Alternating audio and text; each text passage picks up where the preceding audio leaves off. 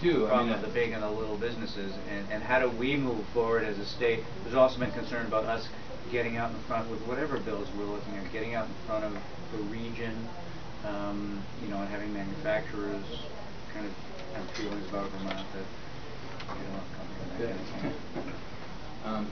I think it's a very fair question. I think that the issue is, from a public policy standpoint, what do we want, right? And that's your job, and you know, our job will be to implement that public policy. From a public policy standpoint, I think what we all want is better utilization of the resources at less cost. And so the question becomes, you know, how do you go about doing that, having the least impact that you can on, you know, some local businesses. And in some cases, you may or may not be able to do that. But again, it simply comes back to the public policy that we want to set. And you know, the reality is that we are a very rural state, so the cost associated with moving resources is very high. And so you don't have the density, you don't have the kind of you know, opportunity that you might have in a larger city. So we have that to deal with, but we also, you know, we also need to look at new technologies. We need to look at innovation. We need to stay up with innovation and look at what is possible when you make those public policy decisions.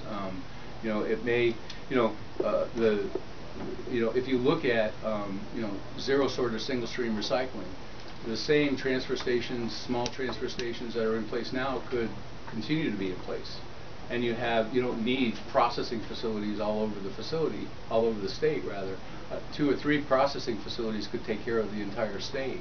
But you could still have those local drop-off centers. You could still have the local transfer station where that material could be brought, because again, you're in some cases talking about very rural towns that don't have a lot of population density. In the city of Burlington, you're going to have curbside collection. City of Rutland, you could have curbside collection, or Brattleboro, Middlebury. But in you know, rural towns, very small towns, it's more likely you're still going to continue to have that drop-off station at the local transfer station where folks have been going for years, where you all go right through the election process. You know, it's a very social place in our culture. So I don't think that I don't think that we need to see that go away. But on the other hand, we also don't need to you know, we don't have the capacity to do a lot of facilities. And there's a trade-off there in terms of transportation costs as well.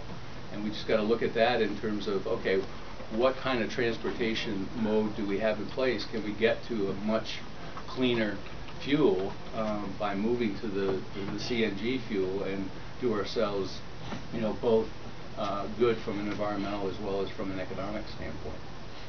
But it is a challenge for sure. Let me ask Mark Mitchell. Yes, hello. Okay, you have any questions? Well, I think it's just been answered. I was concerned about the future of redemption centers, and the people who collect bottles and get the bottles back. Okay. Just remember to chime in if you... Yep. Okay.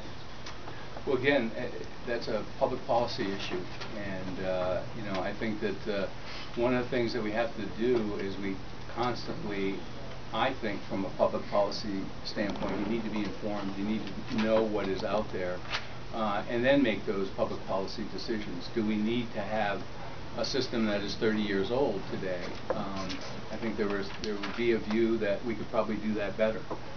But the real question, again, flows back to, here's all of the data, here's what could be, here's the technology changes that have happened, here's what we could do there. And then, you know, it's up to the policymakers to make a determination as to where they want to take public policy, whether you want to move away from the bottle bill or not.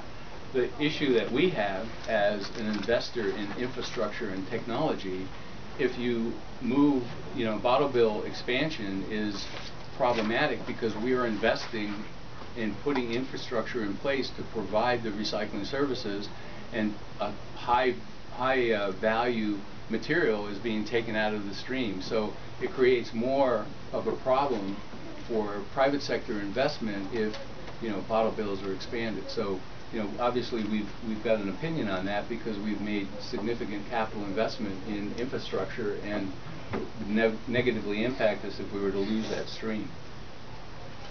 Anyway, on page 12, we'll keep moving along. Page 14,